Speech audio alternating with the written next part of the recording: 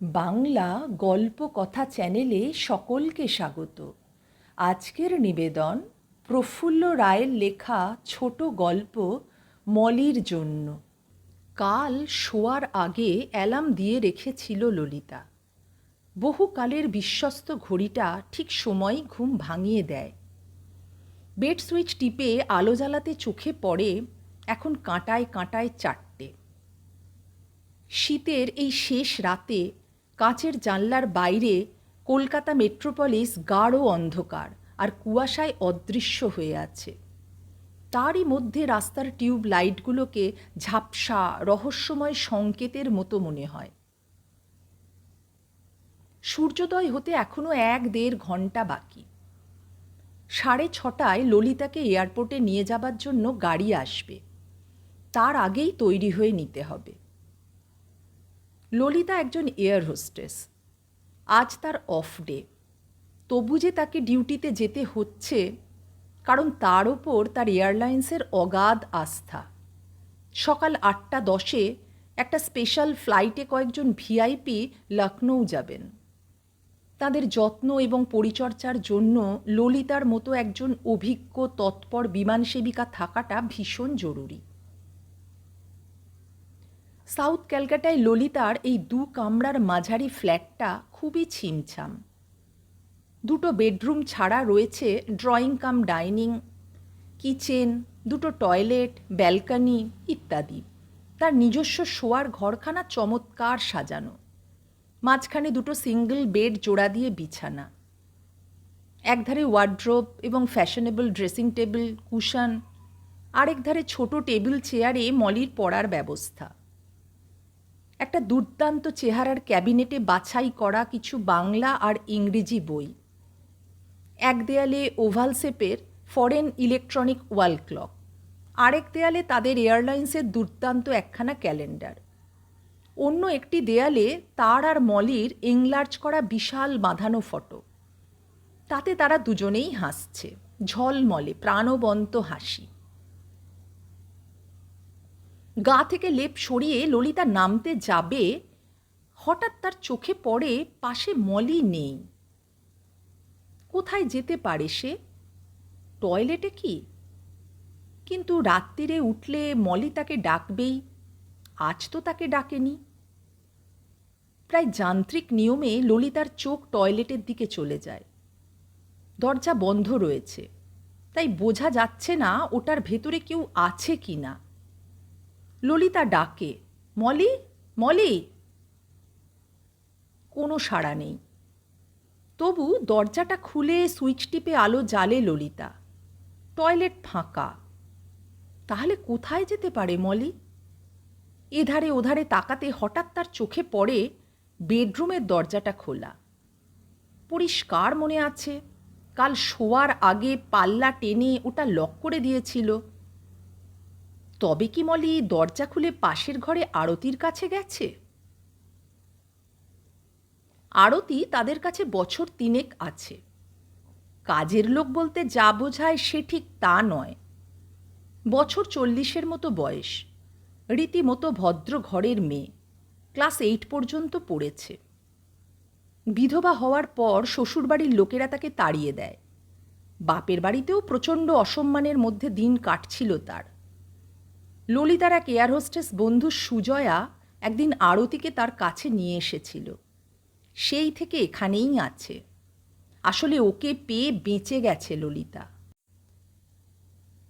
সে যখন ডিউটিতে বেরোয় তখন মলিকে কে দেখবে এই নিয়ে ছিল তার মারাত্মক দুশ্চিন্তা। মাঝে মধ্যে 2-4 দিনের জন্য দিল্লি বোম্বেতে গিয়েও সেই সময় তাকে থাকতে হতো। সমস্যা দেখা দিত তখনই।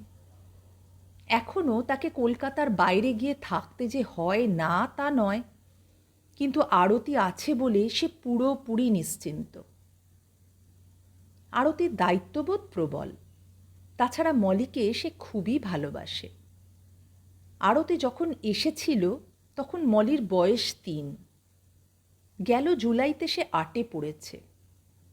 মায়ের যত্নে এবং আদরে আরতি তাকে মানুষ করে তুলছে। কটা রাত আর ললিতার কাছে শোয় মলি? বেশিরভাগ দিনই সে পাশের ঘরে আরতির সঙ্গে ঘুমোয়। আরতি ছাড়া এক মুহূর্ত চলে না মেয়েটার। ললিতা তার বেডরুম থেকে বাইরের ড্রয়িং কাম ডাইনিং হলে চলে এলো। ডান পাশে আরতির ঘর। তার দরজায় টোকা দিয়ে ডাকতে থাকে, আরতি দি, আরতি দি। আরতির ঘুম ভীষণ পাতলা। ধড়মড় করে উঠে এসে দরজা খুলে দাঁড়ায় সে। সংকোচের গলায় বলে, বড্ড ঘুমিয়ে পড়েছিলাম, ভাগ্যিস তুমি ডাকলে, এক্ষুনি চায়ের জল চড়িয়ে দিচ্ছি। ভোরের ফ্লাইটে ডিউটি থাকলে আগের দিনই আরতিকে জানিয়ে দেয় ললিতা। সে ওঠার আগেই আরতি উঠে কিছু খাবার তৈরি করে চা বসিয়ে দেয়। খালি মুখে কোনো দিনই সে ললিতাকে বাড়ি থেকে বেরুতে দেয় না। আরতি শশব ব্যস্তে ওধারে বেসিনের দিকে যাচ্ছিল। চোখে মুখে জল দিয়ে সে কিচেনে ঢুকবে। ললিতা হাত তুলে তাকে থামিয়ে দেয়, বলে, মলি কি রাত্রিরে তোমার কাছে উঠে এসেছে? আরতি অবাক হয়ে বলে, কই না, সে তো কাল তোমার সঙ্গে শুলো। ঘুম ভাঙার পর মলিকে দেখতে পাচ্ছি না। ভাবলাম তোমার কাছে যদি এসে থাকে, কিন্তু ও কোথায় যেতে পারে কিছুই বুঝতে পারছি না। এরপর দুজনে 850 স্কোয়ার ফিটের এই মাঝারি ফ্ল্যাটটা তোলপাড় করে ফেলে। কিন্তু দুটো বেডরুম, দুটো toilet, kitchen, balcony, drawing cum dining hall কোথাও মলিকে পাওয়া যায় না। খোঁজাখুঁজি করতে করতে একসময় আরতির চোখে পড়ে ড্রয়িং কাম ডাইনিং হলের যে জায়গাটায় বসার জন্য সোফা টোফা সাজানো রয়েছে, তার গা ঘেঁষে বাইরের বেরুবার দরজাটা ফাঁক হয়ে আছে। সে প্রায় চেঁচিয়েই ওঠে, দিদি ওই দেখো, বলে দরজাটার দিকে আঙুল বাড়িয়ে দেয়। ললিতা চমকে ওঠে। একরকম দৌড়ে দরজার কাছে এসে পুরোটা খুলে ফেলে। তাদের এই ফ্ল্যাট দোতলায়, বাইরে বেরুলেই নিচে নামার সিঁড়ি। আলো জেলে দ্রুত কিছু একটা ভেবে নিয়ে উদ্ভ্রান্তের মতো একতলায় চলে আসে ললিতা। তার পেছনে পেছনে আরতিও আসে। ললিতা যা ভেবেছিল তাই। রাস্তা থেকে বাড়িতে ঢোকার বিশাল মজবুত দরজাটা হাট করে খোলা। সমস্ত ব্যাপারটা মুহূর্তে পরিষ্কার হয়ে যায়। রাস্তায় যেদিকে যত দূর দেখা যায় কেউ কোথাও নেই। গাঢ় হিম আর অন্ধকারে সব কিছু আচ্ছন্ন হয়ে আছে। শীতের এই শেষ রাতে চারিদিক যখন স্তব্ধ, মহানগর যখন ঘুমের আড়কে ডুবে রয়েছে, সেই সময় একা কোথায় যেতে পারে মলি? সে তো তাকে না জানিয়ে কিছু করে না। তাছাড়া মলি ভীরু স্বভাবের মেয়ে। হঠাৎ এমন দুঃসাহস তার হলো কি করে? শ্বাসরুদ্ধের মতো কিছুক্ষণ রাস্তার দিকে তাকিয়ে থাকে ললিতা। তারপর অবসন্নের মতো সিঁড়ি ভেঙে ফের দোতলায় উঠতে থাকে। নিঃশব্দে তাকে অনুসরণ করে আরতি। ফ্ল্যাটে ফিরে এসে প্রথমটা ললিতা বুঝে উঠতে পারে না এখন তার কি করা উচিত। এই অসহ্য শীতের ভোরেও ভয়ে আর দুশ্চিন্তায় তার সারা শরীর ঘামে ভিজে উঠেছে। শিবদাঁড়ার ভেতর দিয়ে আগুনের হলকার মতো কি যেন দ্রুত ওঠানামা করছে। দু হাতে মুখ ঢেকে একটা সোফায় বসে পড়ে ললিতা। মলিকে সে এর মধ্যে বকাবকি করেছে কি, গায়ে হাত তুলেছে, মনে করতে পারল না। আসলে মেয়েটা এত ভালো আর এত বাধ্য যে তার ওপর রাগ করার সুযোগই পাওয়া যায় না। তাহলে কি এমন ঘটল যাতে কাউকে কিছু না জানিয়ে সে এভাবে এই নির্জন কুয়াশাচ্ছন্ন শীতের রাতে বেরিয়ে পড়ল? আরতি কাছেই দাঁড়িয়েছিল। সে বলে, কিছু একটা করো দিদি, এভাবে বসে পড়লে চলবে না, মলিকে খুঁজে বার করতেই হবে। তার গলা ভীষণ কাঁপছিল। আরতির কথাগুলো ললিতার মস্তিষ্কে ঝাঁকুনি দিয়ে যায়। মুখ থেকে হাত নামিয়ে আস্তে আস্তে উঠে দাঁড়ায় সে। ভেঙে পড়লে এখন চলবে না। আপাতত যেটা আগে দরকার তা হলো ডিউটি অফিসার মেনন সাহেবকে একটা ফোন করা। ড্রয়িং রুমের একধারে ছোট টেবিলে টেলিফোনটা রয়েছে। সেটা তুলে ডায়াল করতে একেবারেই মেনন সাহেবকে পাওয়া যায়। মলির ব্যাপারটা জানিয়ে ললিতা বলে, স্যার, এই অবস্থায় কি করব বুঝতে পারছি না। মেনন সাহেব মানুষটি হৃদয়বান, নিছক কাঠখোট্টা অফিসার নন। ললিতার মনোভাব বুঝতে তার অসুবিধা হয় না। সহানুভূতির সুরে বলেন, ডোন্ট ওয়ারি ললিতা, লখনৌ ফ্লাইটে তোমাকে যেতে হবে না। তোমার জায়গায় অন্য কাউকে ডিউটি দিয়ে দিচ্ছি। এক্ষুনি থানায় কন্ট্যাক্ট করে সব জানাও। যদি কোনো সাহায্যের দরকার হয় আমাকে ফোন করবে। Don't hesitate. আরেকটা কথা। কি স্যার? মিস্টার চ্যাটার্জিকে মেয়ের খবরটা দিয়েছ? মিস্টার চ্যাটার্জি অর্থাৎ অরিন্দম, তার প্রাক্তন স্বামী। ললিতা হকচকিয়ে যায়। অরিন্দমের কথাটা তার মাথায় আসেনি এই মুহূর্তে। মেনন সাহেবের কথার কি উত্তর দেবে সে ভেবে পায় না। বেশ কিছুক্ষণ বাদে মেনন সাহেবের কণ্ঠস্বর আবার শোনা যায়, তুমি কি লাইন কেটে দিলে? চাপা গলায় ললিতা বলে, না স্যার, এই সময় পুরনো তিক্ততা মনে রাখতে নেই। আফটার অল চ্যাটার্জি মলির বাবা, ওকে ব্যাপারটা জানানো দরকার। আচ্ছা, এখন রাখছি, পরে কথা হবে। আস্তে আস্তে ফোন নামিয়ে রাখে ললিতা। মেনন সাহেব ঠিকই বলেছেন, অরিন্দমকে খবরটা দেওয়া খুবই জরুরি। মলি যেমন তার মেয়ে, তেমনি অরিন্দমেরও। থানায় ফোন তো করতেই হবে, কিন্তু পুলিশ আজকাল কোনো ব্যাপারেই তেমন গুরুত্ব দেয় না। একমাত্র মন্ত্রী এমএলএরা বা এমপিরা তাড়া দিলে আলাদা কথা। নেহাত দায়সারাভাবে তারা তাদের ডিউটি করে যায়। তাদের ওপর ভরসা করে হাত পা গুটিয়ে বসে থাকলে চলবে না।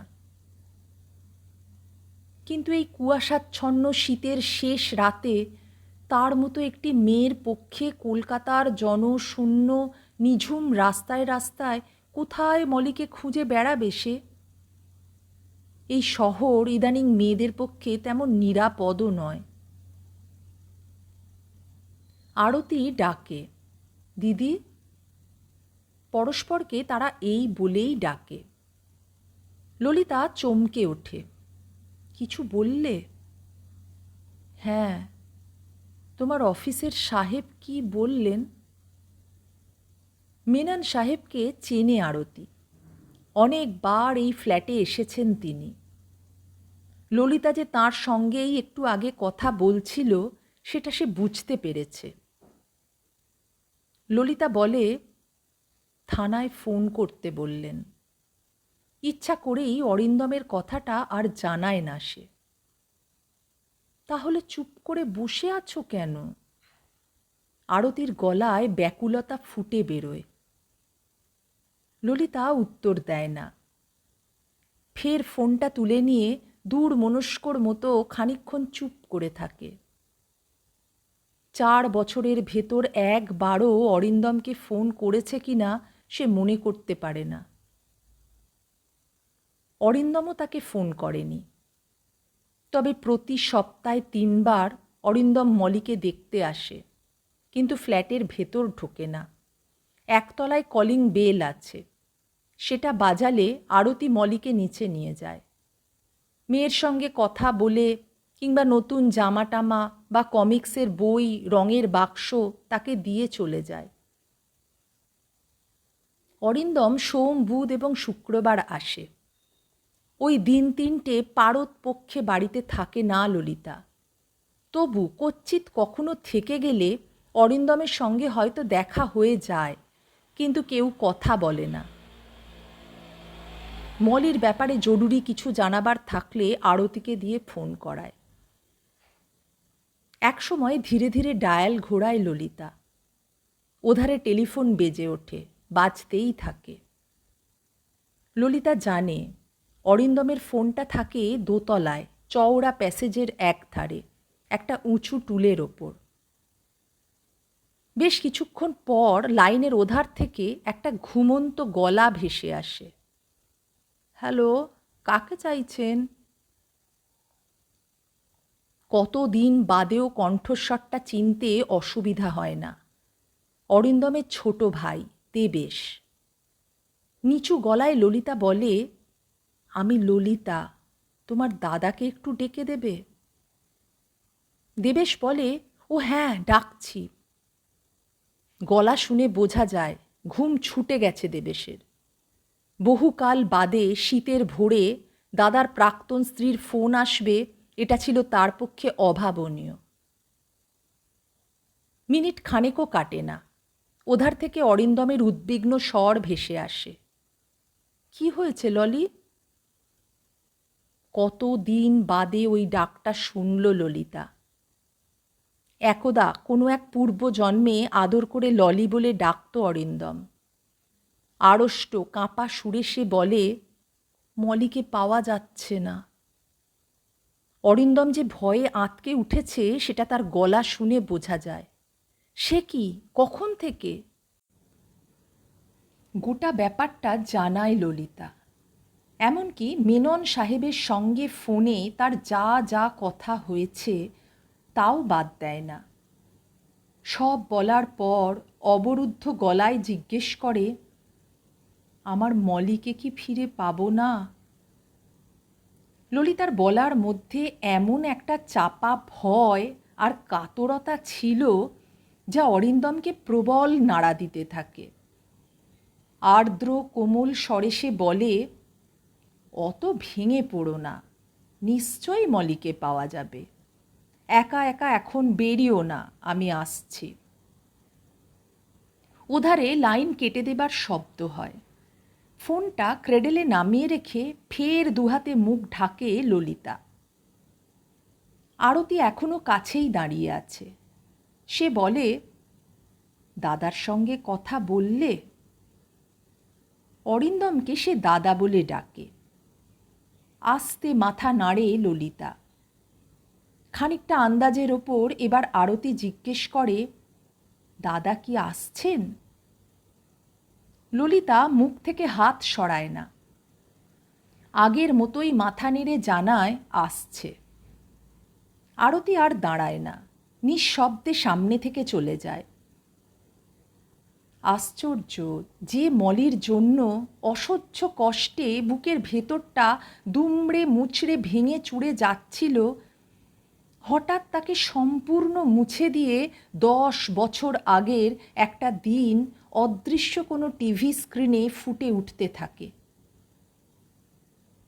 সেবার কলকাতা থেকে বোম্বের ফ্লাইটে ললিতা প্রথম অরিন্দমকে দেখে। বিশাল এয়ারবাসের 200-র বেশি প্যাসেঞ্জারের ভেতর কেউ আলাদাভাবে চোখে পড়ার কথা নয়। পড়েছিল এই কারণে, পৃথিবী নামের এই গ্রহটি থেকে 25-30 হাজার ফিট উচ্চতায় হঠাৎ অসুস্থ হয়ে পড়ে অরিন্দম। তখন অবশ্য তার নাম জানত না ললিতা। সে সময় কত আর বয়স অরিন্দমের? খুব বেশি হলে 27-28, আর ললিতার 24। শান্ত সুপুরুষ চেহারার তরুণ যাত্রীটিকে শুশ্রূষা করতে হয়েছিল তাকেই। মেয়েদের সঙ্গে মেলামেশার অভ্যেস ছিল না অরিন্দমের। একটি দারুণ সুন্দর তরুণীর পরিচর্যায় সে যতটা আড়ষ্ট হয়েছিল ঠিক ততটাই খুশি। সুস্থ হয়ে সসংকোচে অরিন্দম ধন্যবাদ দিয়েছিল, বলেছিল, আপনি না থাকলে আমার কি যে হতো ভাবতে পারি না। I am very much grateful to you. যাত্রীটি যে সামান্য নার্ভাস ধরনের, অন্তত তখন তাই ছিল, বুঝতে অসুবিধা হয়নি ললিতার। মধুর হেসে বলেছিল, কৃতজ্ঞতা বা ধন্যবাদের প্রয়োজন নেই। সে না থাকলেও অন্য বিমান সেবিকা এভাবেই অরিন্দমের সেবা করত। কেননা এয়ারক্রাফটের ভেতর কোনো যাত্রী থাকলে তার ভালো মন্দের সমস্ত দায়িত্ব এয়ারলাইন্স কর্মীদের। এটা তাদের ডিউটি। এরপর সামান্য 2-4টি কথা হয়েছে। তার মধ্যে অরিন্দমের নাম তো জানা গেছেই। ললিতা আরও জানতে পেরেছে অরিন্দম ইতিহাসের অধ্যাপক, কলকাতা বিশ্ববিদ্যালয়ের ডক্টরেট। সেদিনের ফ্লাইটে সে প্রথম বোম্বেতে যাচ্ছে। ওখানে বোম্বে ইউনিভার্সিটিতে সেবার অল ইন্ডিয়া হিস্টোরিক্যাল কংগ্রেসের কনফারেন্স হচ্ছে। সেই কনফারেন্সে তাকে একটা পেপার পড়তে হবে। ললিতাও তার নামটাম বলেছিল। সে বাঙালি জেনে আরও খুশি হয়েছিল অরিন্দম। সান্তাক্রুজ এয়ারপোর্টে প্লেন থেকে নামার সময় অরিন্দম বলেছিল, আচ্ছা চলি। ললিতা বলেছিল, আশা করি এইরকম কোনো ফ্লাইটে আবার দেখা হবে। সত্যি ফের দেখা হয়ে গিয়েছিল। একবার নয়, বহুবার। কখনো আগরতলার ফ্লাইটে, কখনো লখনৌয়ের ফ্লাইটে, কখনো দিল্লি, মাদ্রাজ, ব্যাঙ্গালোরগামী প্লেনে। তরুণ ঐতিহাসিক হিসেবে তখন অরিন্দমের খ্যাতি সারা দেশে ছড়িয়ে পড়তে শুরু করেছে। নানা বিশ্ববিদ্যালয় থেকে তার ডাক আসত। প্রতি মাসেই হয় সেমিনার, নইলে কনফারেন্স কিংবা মিটিং। ললিতা হেসে হেসে বলতো, আপনি দেখছি আমাদের এয়ারলাইন্সের প্রায় ডেলি প্যাসেঞ্জার হয়ে উঠলেন। অরিন্দমও হাসত, মজার গলায় বলতো, ভাগ্যিস সেমিনারওয়ালারা প্লেনের টিকিট দেয়, তাই। কথা শেষ না করেই চুপ করে যেত। তারপর ঠোঁট টিপে চোখের কোণ দিয়ে ললিতাকে লক্ষ্য করতে থাকত। ললিতা জিজ্ঞেস করত, তাই কি? আপনার সঙ্গে দেখা হয়, যদি সাহস দেন একটা কথা বলি। কি? প্লেনে উঠেই খোঁজ করি আপনি আছেন কি না। না থাকলে মন ভীষণ খারাপ হয়ে যায়। কিছুক্ষণ চুপ করে থাকত ললিতা। মুখ নামিয়ে একসময় চাপা গলায় বলতো, আমারও। ফ্লাইটে ডিউটি পেলেই মনে মনে ভাবি আপনাকে দেখতে পাবো কি না। এরপর কবে যে তারা খুব কাছাকাছি চলে এসেছিল নিজেরাই বুঝতে পারেনি। ততদিনে পরস্পরের ঠিকানা আর ফোন নাম্বার ওদের জানা হয়ে গেছে। ভূপৃষ্ঠ থেকে 30-35 ফিট উঁচুতেই শুধু নয়, ডিউটি না থাকলে ললিতা অরিন্দমদের বালিগঞ্জ প্লেসের বাড়িতে ফোন করত। সে তখন থাকতো হিন্দুস্থান পার্কে তার দাদার কাছে। অরিন্দমও সেখানে তাকে ফোনে ধরে ফেলত। শুধু কি দূরভাষ যন্ত্রেই কথা বলা? প্রায় তাদের দেখা হয়ে যেত। মাঝে মাঝে কোনো ভালো রেস্তোরাঁয় লাঞ্চ খেতে যেত তারা। কখনো বা ভোরে গাড়ি নিয়ে কাছাকাছি কোথাও বেরিয়ে সন্ধেবেলায় ফিরে আসত। অরিন্দম মানুষটা খুবই খোলামেলা, সাদাসিধে। তার মধ্যে লুকোচুরির ব্যাপার নেই। বেশ কয়েকবার সে ললিতাকে ওদের বাড়ি নিয়ে গেছে। অরিন্দমদের জয়েন্ট ফ্যামিলি। ওর বাবা নেই, তবে কাকা, কাকিমা, বিধবা মা, খুড়তুতো এবং নিজের ভাই বোনদের নিয়ে তাদের বালিগঞ্জ প্লেসের বাড়িটা সারা দিন সরগরম থাকত। দ্বিতীয় মহাযুদ্ধের পর থেকে একান্নবর্তী পরিবারগুলো বিশাল বিশাল প্রাগৈতিহাসিক প্রাণীর মতো লুপ্ত হয়ে গেছে। কিউরিও শপে যেমন দুষ্প্রাপ্য জিনিস সাজিয়ে রাখা হয়, সেইভাবেই যেন কলকাতা শহর জয়েন্ট ফ্যামিলির একটি নমুনা একক প্রদর্শনী হিসেবে অরিন্দমদের বাড়িতে এখনও রেখে দিয়েছে। অরিন্দমদের বাড়ির আবহাওয়া খুবই উদার। মা, কাকা, কাকিমা থেকে শুরু করে ছোট ভাই বোনেরা পর্যন্ত সবাই প্রথম দিনটি থেকে ললিতার সঙ্গে অত্যন্ত আপনজনের মতো ব্যবহার করেছে। ওখানে গেলে এক ধরনের মধুর উষ্ণতা অনুভব করত ললিতা। আরও একটা ব্যাপার ললিতার চোখে পড়েছিল। উদারতা থাকলেও অরিন্দমদের লাইফস্টাইলটা পুরনো ধাঁচের। বাড়িতে ডাইনিং টেবিলে খাওয়ার চল ছিল না। সবাই আসন পেতে মেঝেতে বসে খেত। যত রকম পালা পার্বণ আছে সব ওরা মেনে চলত। গরিব আত্মীয়দের নিয়মিত সাহায্য করত অরিন্দমরা। মাসের গোড়ার দিকে কম করে 20-22টা মানি অর্ডারে নানা ঠিকানায় টাকা পাঠাতো। পুরনো ভ্যালুজ, পুরনো পারিবারিক সম্পর্কের প্রতি ওদের শ্রদ্ধা ছিল অপরিসীম। আগেকার যৌথ পরিবারগুলোতে যেমন একজনই হেড অব দ্য ফ্যামিলি, এখানেও তাই। অরিন্দমের বাবার মৃত্যুর পর কাকাই ছিলেন সর্বেসর্বা। তাঁর কথাই শেষ কথা। তাঁর মুখের ওপর কথা বলার সাহস কারো ছিল না। গোটা পরিবারটায় কাউকে কোনোদিন ড্রিঙ্ক তো দূরের কথা, সিগারেটও খেতে দেখেনি ললিতা। ওদের বাড়িতে ঢুকলে প্রথমেই যা চোখে পড়বে তা হলো বই। একতলা থেকে তেতলা পর্যন্ত প্রতিটি ঘরেই একটা কি দুটো বইয়ের আলমারি আছেই। অরিন্দমদের বাড়িতে পড়াশোনাটা ছিল সবচেয়ে জরুরি ব্যাপার। ওর বাবা ছিলেন একটা বড় কলেজের প্রিন্সিপাল। ভাই বোনদের বেশিরভাগই কলেজের অধ্যাপক। এক ভাই সেন্ট্রাল গভর্নমেন্টের একটা ইনস্টিটিউটে সায়েন্টিফিক অফিসার। সেখানে তরুণ গবেষকদের সে রিসার্চ গাইড। সবার ছোট 2 ভাই বোন তখন MA পড়ছে। স্কুল থেকে ইউনিভার্সিটি লেভেল পর্যন্ত সবার রেজাল্টের দিকে তাকালে চোখ ধাঁধিয়ে যায়। অরিন্দমের কাকা অবশ্য এডুকেশন লাইনে নেই। তিনি হাইকোর্টের নামকরা অ্যাডভোকেট, দুর্দান্ত পসার তাঁর। ললিতাদের বাড়ির আবহাওয়া এবং চেহারা একেবারে উল্টো। জয়েন্ট ফ্যামিলির কথা তারা ভাবতেই পারে না। কাকা জ্যাঠাদের সঙ্গে এক বাড়িতে তারা থাকতো না। শুধু তাই নয়, আত্মীয় স্বজনরা কে কোথায় থাকে সে খবরও তারা বিশেষ রাখত না। বাবা মা অনেক আগেই মারা গিয়েছিলেন। ললিতা, তার দাদা সঞ্জয়, বৌদি সাউথ ইন্ডিয়ান মেয়ে বিজয়া এবং তাদের একমাত্র ছেলে সানি, এই নিয়ে ছিল ওদের ছোট ফ্যামিলি। বাড়িতে লেখাপড়ার চল বিশেষ নেই। ইংলিশ মিডিয়ামে পড়ার কারণে ইংরেজিটা জলের মতো বলতে পারত 2 ভাই বোন। কোনো রকমে ঘষে ঘষে গ্র্যাজুয়েট হবার পর দাদা ইম্পোর্ট এক্সপোর্টের বিজনেসে কিভাবে যেন নেমে পড়েছিল। আর ঝকঝকে স্মার্ট তোড়ে ইংরেজি বলা ললিতা এয়ার হোস্টেসের চাকরিটা জুটিয়ে ফেলেছিল।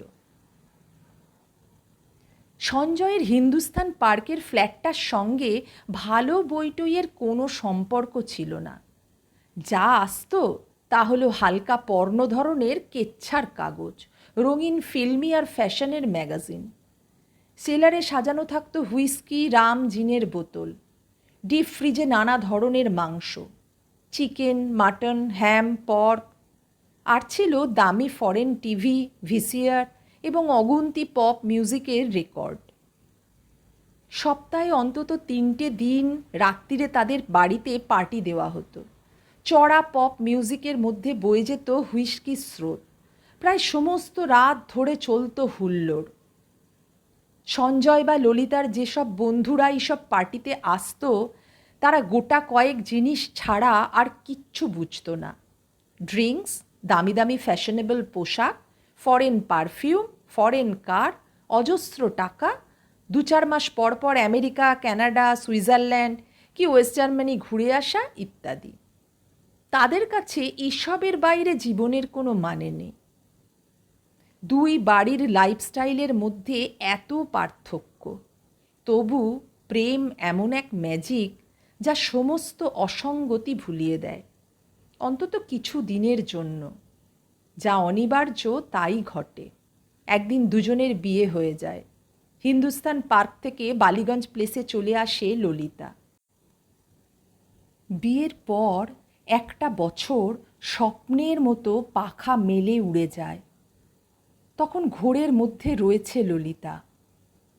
তারপর ধীরে ধীরে আচ্ছন্নতা যত কাটে ততই অসুবিধাগুলো ফুটে বেরুতে থাকে। প্রথমেই তার মনে হয় এ বাড়িতে বড্ড বেশি ভিড়। এখানে তার নিজস্ব বা আলাদা বলতে কিচ্ছু নেই। একটা প্রকাণ্ড সংসারের সে অংশ মাত্র, অতি তুচ্ছ এবং গুরুত্বহীন। এ বাড়িতে উদারতা আছে, গরিব আত্মীয় স্বজনদের জন্য মহানুভবতা আছে, কিন্তু সেই সঙ্গে যা আছে তা হলো এক ধরনের রক্ষণশীলতা। এরা বড় বেশি কনজারভেটিভ।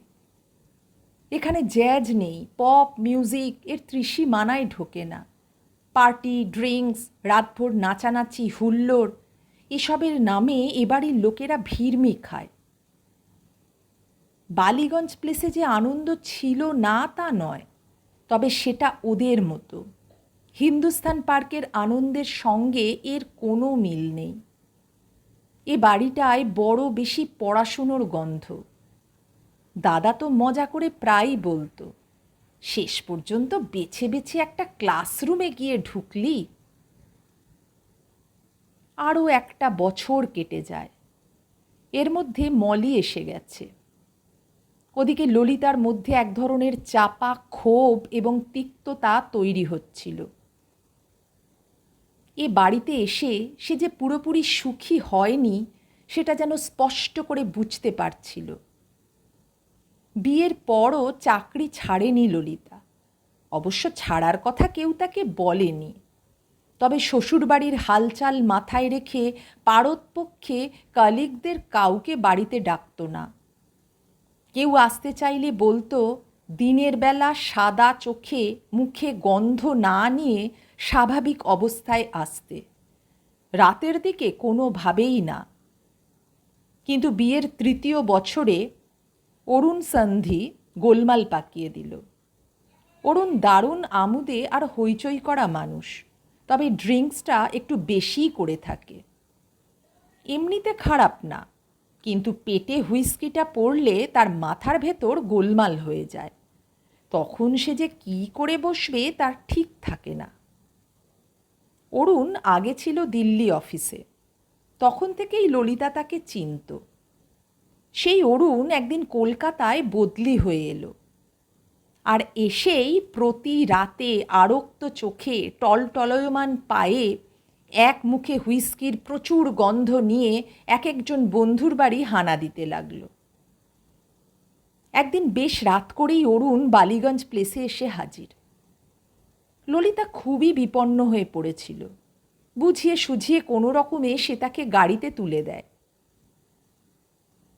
অরুণ চলে যাবার পর অরিন্দম থমথমে মুখে বলেছিল, মাতাল স্কাউন্ড্রেল, তোমাকে পরিষ্কার বলে দিচ্ছি, এখানে এসব চলবে না।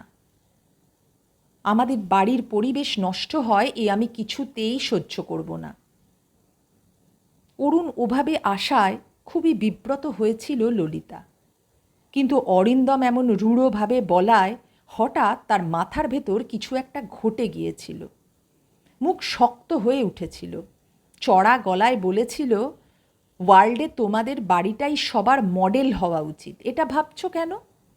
ড্রিঙ্ক করাটা তোমাদের কাছে মহা পাপ হতে পারে, সবার কাছে নয়। ব্যাপারটা এত খারাপ হলে পৃথিবী থেকে লিকার ব্যাপারটাই উঠে যেত। অরিন্দম এমনিতে খুবই ভদ্র, শান্ত এবং সংযত ধরনের মানুষ, কিন্তু সেদিন সেও প্রায় ক্ষেপে গিয়েছিল। যে কেউ যেখানে খুশি ড্রিঙ্ক করতে পারে, কিন্তু আমাদের বাড়িতে ড্রাঙ্কদের অ্যালাউ করব না।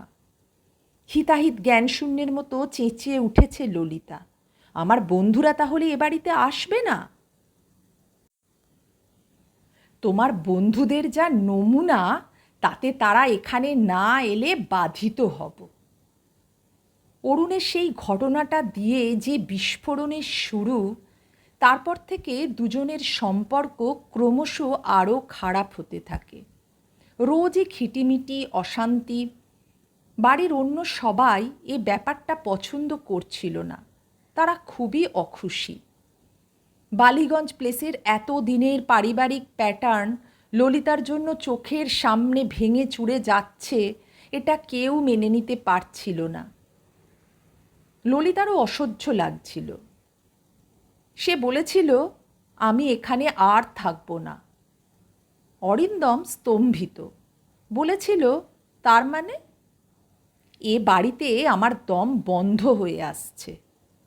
তার মানে তুমি চাইছো আমি অন্য বাড়ি ভাড়া নিই? ললিতা উত্তর দেয়নি। অরিন্দম এবার বলেছিল, তুমি ভুল করেছ। You are free to go anywhere you like. আমি নিজেদের বাড়ি ছেড়ে কোথাও যাব না। এখানে থাকতে হলে তোমার চাকরি বাকরি আর ওই টাইপের বন্ধুবান্ধব ছাড়তে হবে। আমাদের ফ্যামিলির অন্য সবার মতো হতে হবে। ক্ষিপ্ত উত্তেজিত ললিতা সেদিনই মলিকে নিয়ে হিন্দুস্তান পার্কে তার দাদার ফ্ল্যাটে চলে গিয়েছিল। অরিন্দম তাকে ফিরিয়ে আনার চেষ্টা করেনি।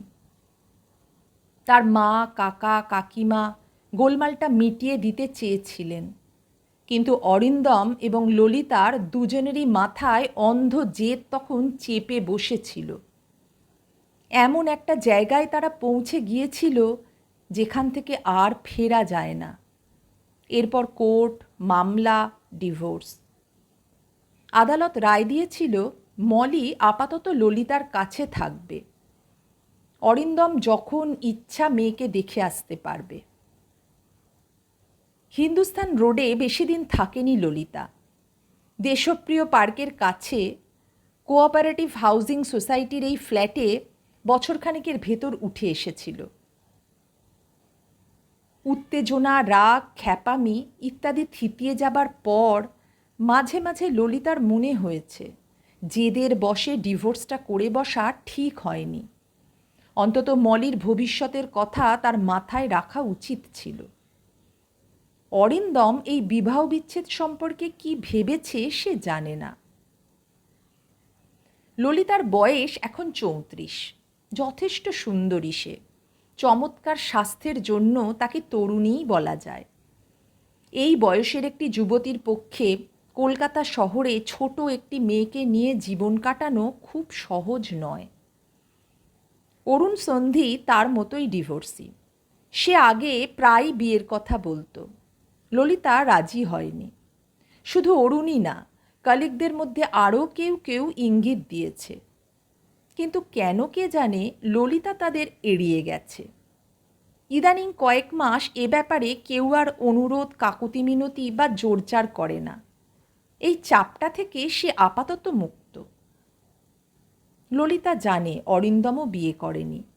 নিয়মিত সে মেয়েকে দেখে যায়, তবে তার সঙ্গে কথাবার্তা নেই। প্রায় 4 বছর বাদে ললিতাকে নেহাত নিরুপায় হয়েই আজ ফোন করতে হলো। কতক্ষণ মুখ ঢেকে আচ্ছন্নের মতো বসেছিল খেয়াল নেই ললিতার। একসময় কলিং বেল বেজে ওঠে। সে বুঝতে পারছিল অরিন্দম এসেছে। মুখ থেকে হাত সরিয়ে তবু আরতিকে বলে, দেখো তো কে এলো। আরতি কিচেনে কি করছিল?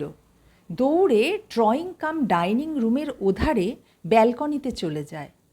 নিচে মেন দরজার সামনে দাঁড়িয়ে আছে অরিন্দম। সে গাড়ি নিয়ে এসেছে। গাড়িটা রাস্তার ধার ঘেঁষে পার্ক করা। অরিন্দম আসবে বলে মেন দরজার মাথায় যে আলো রয়েছে সেটা জ্বালিয়ে রাখা হয়েছে। আরতি শশব ব্যস্তে বলে, একটু দাঁড়ান দাদা, নিচে গিয়ে দরজা খুলে দিচ্ছি। অরিন্দম বলে, আমি আর ভেতরে যাব না, তোমার দিদিকে তাড়াতাড়ি আসতে বলো। ওদের কথা শুনতে পেয়েছিল ললিতা। দ্রুত বেসিনের সামনে গিয়ে চোখে মুখে একটু জল দিয়ে সামনে যে চটি পায় তাতে পা ঢুকিয়ে নেমে যায়। কাল রাতে যে শাড়িটারি পরে শুয়েছিল তা বদলাবার কথা মনে থাকে না আর। নিচে আসতেই নিঃশব্দে গাড়ির পিছন দিকের দরজা খুলে দিয়ে সামনে ড্রাইভারের সিটে উঠে বসে অরিন্দম। ললিতা উঠতেই সে স্টার্ট দেয়। 1 মিনিটের ভেতর গাড়িটা রাসবিহারী অ্যাভিনিউতে চলে আসে। এখনও ঘন কুয়াশায় ঢেকে আছে কলকাতা মেট্রোপলিস। তবে অন্ধকার আগের মতো গাঢ় নেই, ফিকে হয়ে আসছে। এবছর শীতটা জাঁকিয়ে পড়েছে। কনকনে উত্তরে হাওয়া সাঁই সাঁই বয়ে যাচ্ছে ঝড়ের গতিতে। দোতলা থেকে নিচে নামার সময় চাদর কি কার্ডিগান নেবার কথা মাথায় ছিল না ললিতার। এখন ঠান্ডায় সমস্ত শরীর যেন জমে যাচ্ছে। শাড়ির আঁচলটা ভালো করে জড়িয়ে নিয়ে কুঁকড়ে বসে থাকে সে। রাস্তা একেবারে শুনশান, লোকজন চোখে পড়ে না। তবে খুব সম্ভব ফার্স্ট ট্রামটা বেরিয়েছে। ঘণ্টি বাজাতে বাজাতে কুয়াশা ফুঁড়ে কোনো অপার্থিব গ্রহের অলৌকিক যানের মতো সেটা সামনে দিয়ে চলে যায়। কচ্ছিৎ কখনো দু একটা লরি কি ট্যাক্সি চকিতে দেখা দিয়েই পলকে দূরে আরও দূরে গাঢ় কুয়াশায় অদৃশ্য হয়। শীত ভোরের নির্জন রাসবিহারী অ্যাভিনিউ, কুয়াশা তরল অন্ধকার, দুধারে ঝাপসা বাড়িঘর। কোনো কিছুই দেখছে না ললিতা, পলকহীন তাকিয়ে আছে অরিন্দমের দিকে। একটা ব্যাপার সে লক্ষ্য করেছে, অরিন্দম তাকে ফ্রন্ট সিটে নিজের পাশে বসতে বলেনি। অবশ্য বলার কারণও নেই, ডিভোর্স হয়ে যাওয়ার পর তার সঙ্গে সম্পর্কই বা কী। তবু নিজের অজান্তে বুকের ভেতর চিনচিনে একটু কষ্টই যেন টের পায় ললিতা। অরিন্দম তাকে নিয়ে কোন দিকে চলেছে বোঝা যাচ্ছে না। একসময় দ্বিধান্বিতভাবে ললিতা বলে, আমরা কোথায় যাচ্ছি? একটু যেন চকিত হয়ে ওঠে অরিন্দম। অন্যমনস্কের মতো উইন্ডস্ক্রিনের বাইরে তাকিয়েছিল সে। স্পিড সামান্য কমিয়ে মুখ ফেরাতে গিয়ে হঠাৎ ডান দিকের আয়নায় ললিতাকে দেখতে পায়। হিমে একেবারে জড়সড় হয়ে আছে সে। অরিন্দম বলে, আপাতত থানায় যাচ্ছি। তার গায়ে সোয়েটারের ওপর একটা গরম শাল জড়ানো। এক হাত স্টিয়ারিংয়ে রেখে আরেক হাতে শালটা খুলে প্রাক্তন স্ত্রীর দিকে এগিয়ে দিতে দিতে বলে, এটা গায়ে দিয়ে নাও। সারা শরীরে যেন বিদ্যুৎ খেলে যায় ললিতার। অরিন্দমের কাছ থেকে এতটা সে আশা করেনি। এটা ছিল তার সুদূর কল্পনারও বাইরে। শালটা হাতে নিয়ে চুপ করে থাকে সে।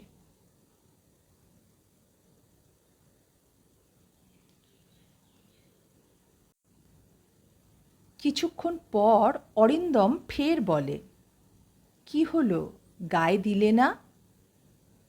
অরিন্দম যে গাড়ি চালাতে চালাতে পাশের মিররের দিকে মাঝে মাঝে তাকাচ্ছে ললিতা টের পায়নি।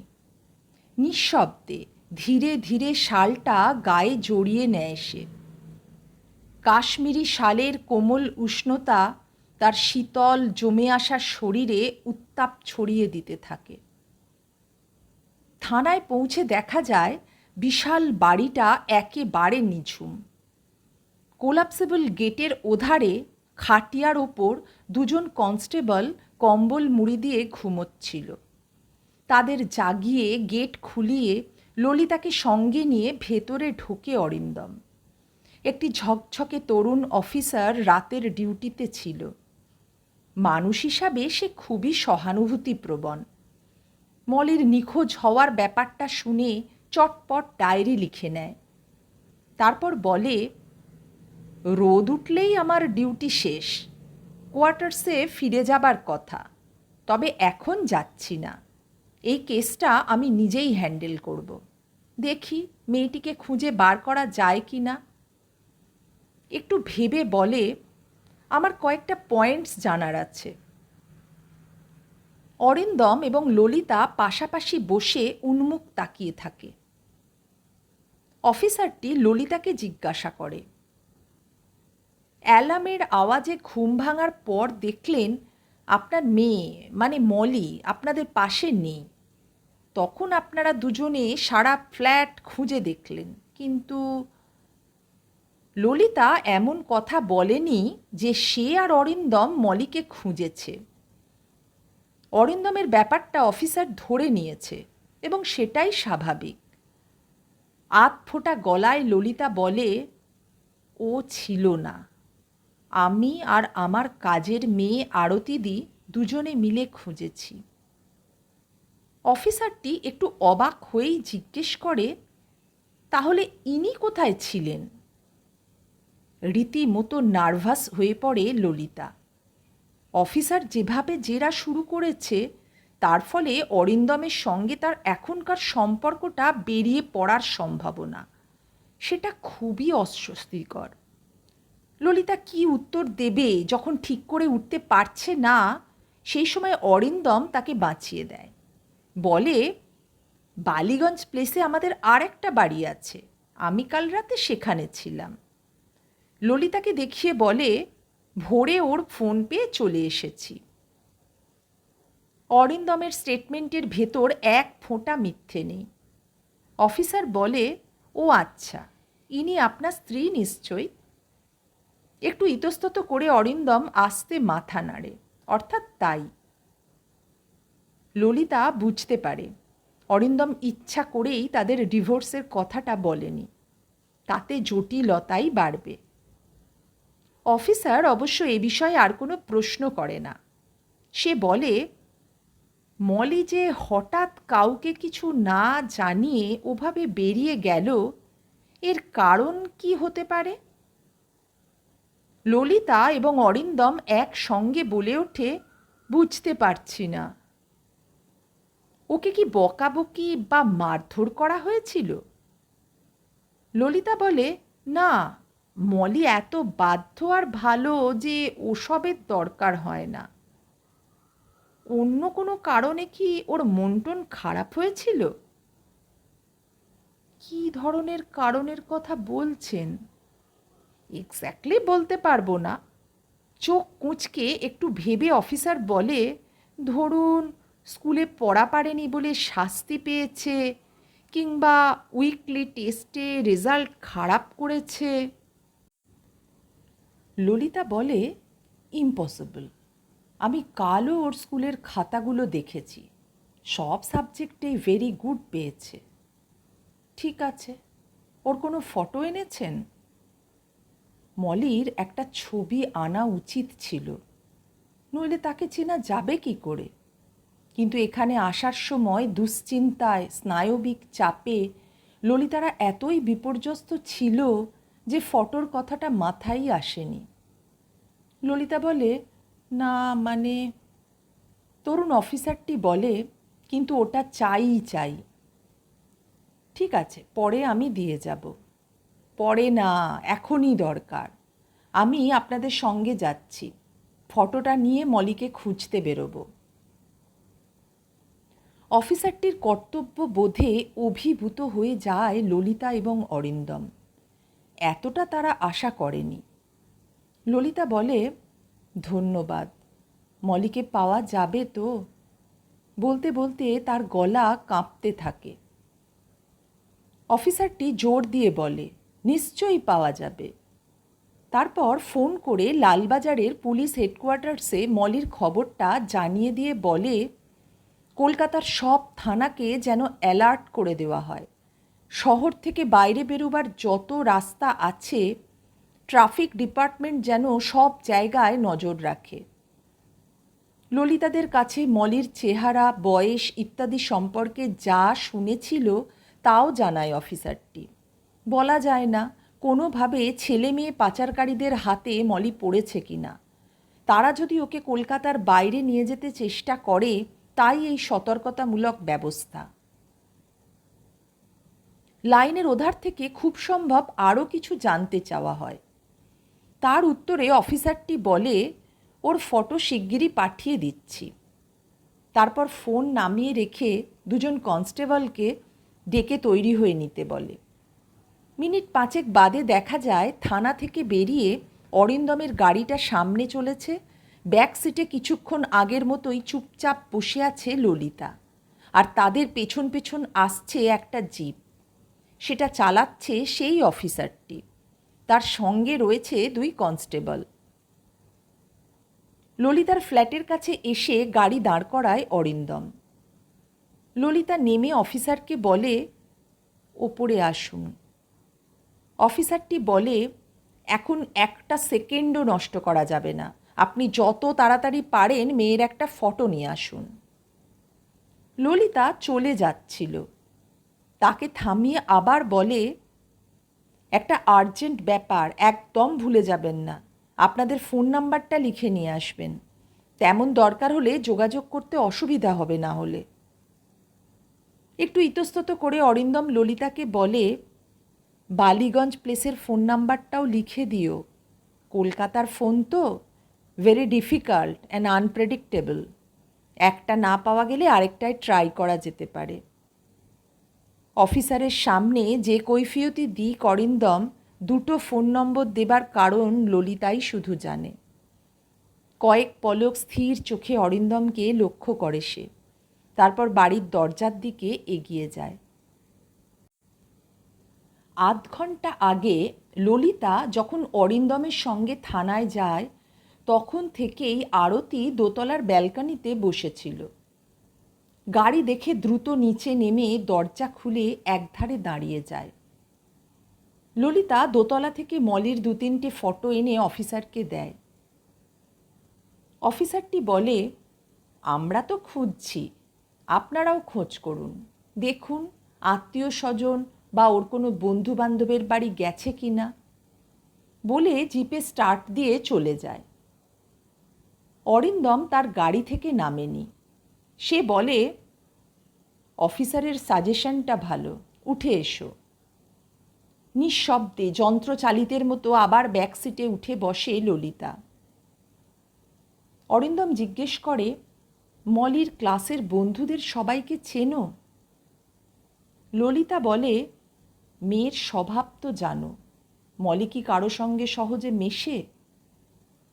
2-4 জনের সঙ্গে তো মেশে। ও সেদিন বলছিল কাদের যেন নেমন্তন্ন করবে। বলে মুখ ফিরিয়ে ললিতার দিকে তাকায় অরিন্দম। খানিক চিন্তা করে ললিতা বলে, হ্যাঁ, 3-4 জনকে প্রায়ই ফোন করে। জয়িতা, বনি, রিয়া আর সূর্য। ওরা মাঝে মাঝে আসেও। ওদের বাড়ি চেনো? ললিতা জানায় চেনে। এই বন্ধুদের জন্মদিনে মলিকে সে ওদের বাড়ি পৌঁছে দিয়েছে। শুধু জন্মদিনের পার্টিতেই নয়, অন্য সময়ও কয়েকবার নিয়ে গেছে। অরিন্দম গাড়িতে স্টার্ট দিয়ে জিজ্ঞেস করে, সবচেয়ে কাছে কারা থাকে? জয়িতারা, চক্রবেড়ে রোড সাউথে। অরিন্দম গাড়ির মুখ সেদিকে ঘুরিয়ে দেয়। মলি ভোর রাতে উঠে বন্ধুদের বাড়ি যাবে, ললিতা এটা ভাবতে পারছিল না। তবে কিনা বাচ্চাদের মনস্তত্ত্ব বুঝে ওঠা মুশকিল। ঝোঁকের বশে কখন যে তারা কি করে বসবে আগে থেকে আন্দাজ করা যায় না। ললিতার মনে ক্ষীণ একটু দুরাশা দেখা দেয়। যদি মলি, জয়িতা কি রিয়াটিয়াদের বাড়ি গিয়ে থাকে। এদিকে অন্ধকার আর কুয়াশা অনেকটা কেটে গেছে। আলো ফুটে উঠতে শুরু করেছে। রাস্তা টাস্তা এখন আর ফাঁকা নেই। দুধের গাড়ি, ট্যাক্সি, প্রাইভেট কার, বাস টাস শীতের বাতাস চিরে শাঁ শাঁ করে ছুটছে। আর চোখে পড়ে খবরের কাগজওয়ালাদের। সাইকেলের পেছনে মর্নিং এডিশনের টাটকা কাগজের পাহাড় নিয়ে তারা ঝড়ের গতিতে পাশ দিয়ে চলে যাচ্ছে। ব্যাক সিটে একা বসে দুশ্চিন্তায়, ভয়ে, নিজের অজান্তেই কাঁপতে থাকে ললিতা। যদি মলি, জয়িতাদের বাড়ি না গিয়ে থাকে। হঠাৎ বুকের ভেতর থেকে হু হু করে কান্না উঠে আসে।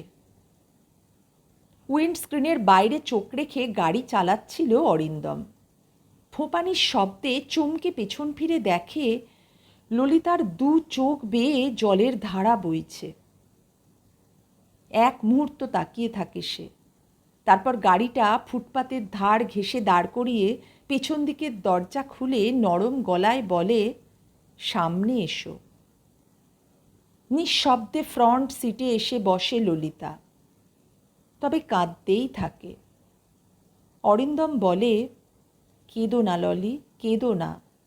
বলতে বলতে ললিতার কাঁধে একটা হাত রাখে। এত অস্থির হলে মলিকে খুঁজবে কি করে? ললি প্লিজ। অরিন্দমের কণ্ঠস্বর ভারী হয়ে আসে। ললিতার কান্না কিন্তু থামে না। কত কাল বাদে অরিন্দম তাকে ছুঁল। পরিচিত এই স্পর্শ তার সমস্ত অস্তিত্বের ভেতর যেন বিদ্যুৎ প্রবাহ বইয়ে দেয়। দু হাতে অরিন্দমের হাতটা আঁকড়ে ধরে সে। যে কান্নাটা এতক্ষণ ছিল চাপা, অনুচ্চ, এবার সেটা উচ্ছ্বসিত হয়ে ওঠে। ললিতার কান্না অদ্ভুত এক কষ্টকে অরিন্দমের মধ্যেও চাড়িয়ে দিচ্ছিল। সে কাঁপা গলায় বলে, প্লিজ ললি, প্লিজ। ললিতা ভাঙা ভাঙা ঝাপসা স্বরে বলে, আমার মন বলছে মলি বন্ধুদের কাছে যায়নি, গেলে নিশ্চয়ই ওদের বাড়ি থেকে ফোন করে জানিয়ে দিত। কথাটা খুবই যুক্তিসঙ্গত। একটা ছোট মেয়ে এভাবে শীতের রাতে একা চলে আসবে আর তার অভিভাবককে খবর দেওয়া হবে না, তা কখনো হতে পারে না। মলির বন্ধুদের মা বাবাদের কাছ থেকে এটুকু দায়িত্ববোধ নিশ্চয়ই আশা করা যায়। ললিতা যা বলেছে তারপর হতাশা ছাড়া আর কিছু থাকে না। কিন্তু মলির ব্যাপারে সামান্য সম্ভাবনাও ছাড়তে রাজি নয় অরিন্দম। সে বলে, হয়তো ওরা ভেবেছে সকালে মলিকে পৌঁছে দেবে।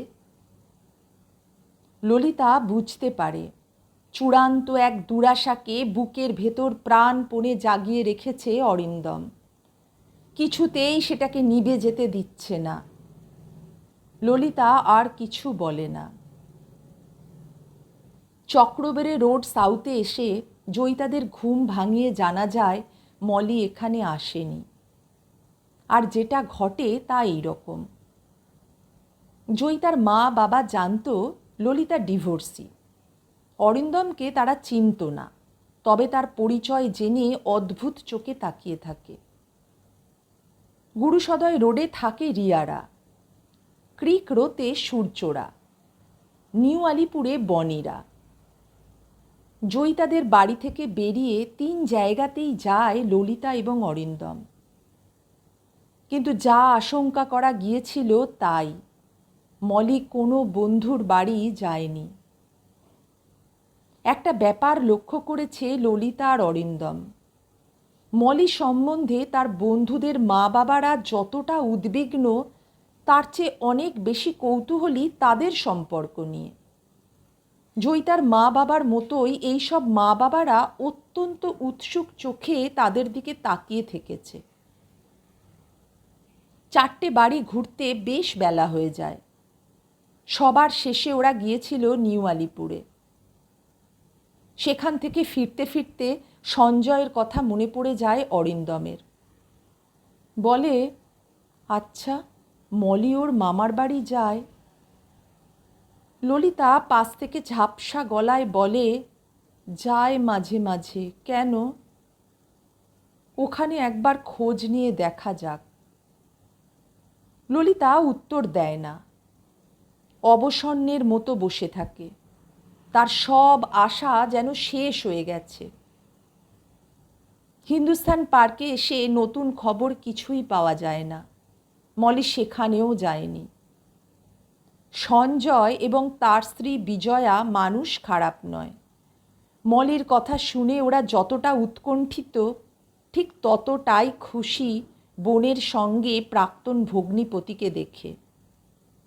তারা দুজনকে চা খেয়ে যাবার জন্য বারবার বলতে থাকে। অরিন্দম বলে, এখন না, পরে একদিন এসে খাবো। আমাদের মানসিক অবস্থাটা নিশ্চয়ই বুঝতে পারছেন। সঞ্জয় বলে, কথা দিলে কিন্তু? হ্যাঁ হ্যাঁ, নিশ্চয়ই। ললিকে সঙ্গে করে নিয়ে এসো। অরিন্দম কিছুক্ষণ চুপ করে থাকে। তারপর বলে, ও যদি আমার সঙ্গে আসতে চায় আসবে। এখন যাই, দেখি মলিকে কিভাবে খুঁজে বার করা যায়। সঞ্জয় সচকিত হয়ে বলে, লালবাজারে আমার 2 বন্ধু টপ পজিশনে আছে, আমিও ওদের কাছে যাচ্ছি। মলিকে খুঁজে পেতেই হবে। হিন্দুস্থান পার্ক থেকে ললিতার বাড়ির সামনে এসে গাড়ি থামিয়ে অরিন্দম বলে, ঘোরাঘুরি ঘোরে খুব টায়ার্ড হয়ে পড়েছ, একটু রেস্ট নাও। বাড়ির সবাই মলির জন্য চিন্তা করছে, যাই ওদের খবরটা দিতে হবে। এক পলক অরিন্দমের মুখের দিকে তাকিয়ে চোখ নামিয়ে নেয় ললিতা।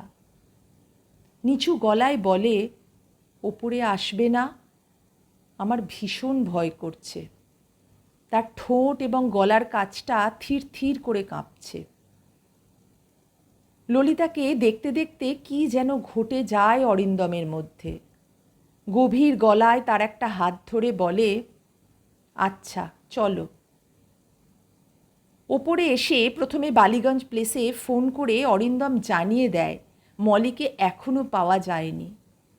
তারপর থানায় ফোন করে, কিন্তু সেই অফিসারটি ফিরে আসেনি। সেই ভোর রাত থেকে তারা ঘুরছে, কারো মুখটুক পর্যন্ত ধোয়া হয়নি। অরিন্দম যখন ফোন করছিল সেই সময় নতুন একটা ব্রাশে পেস্ট লাগিয়ে তার সামনে এনে রেখেছে ললিতা, সেই সঙ্গে একটা নতুন দামি তোয়ালেও। ওদিকে আরতি ক্ষিপ্র হাতে ব্রেকফাস্ট তৈরি করছে। মুখটুক ধোয়ার পর চা ছাড়া আর কিছুই খায় না অরিন্দম। ললিতা বলে, একটু কিছু খাও। অরিন্দম বলে, ভালো লাগছে না। ললিতারও কিছু খেতে ইচ্ছা করছিল না, সেও চায়ের কাপই শুধু তুলে নেয়। চা খাওয়া হয়ে গেলে অরিন্দম অস্থিরভাবে খানিকক্ষণ পায়চারি করে।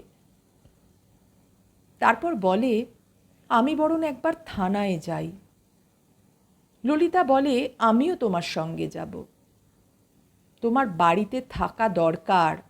সঞ্জয়দা লালবাজারে যাবে বলল, যদি কোনো খবর থাকে নিশ্চয়ই এখানে ফোন করবে, তোমাকে না পেলে অসুবিধে হবে। ঠিক আছে। সেই যে অরিন্দম থানায় গেল, তারপর ঘন্টা 2 কেটে গেছে। এর ভেতর তার ফোন তো আসেইনি, সঞ্জয়ও কোনো রকম যোগাযোগ করেনি। সময় যেন আর কাটতে চায় না।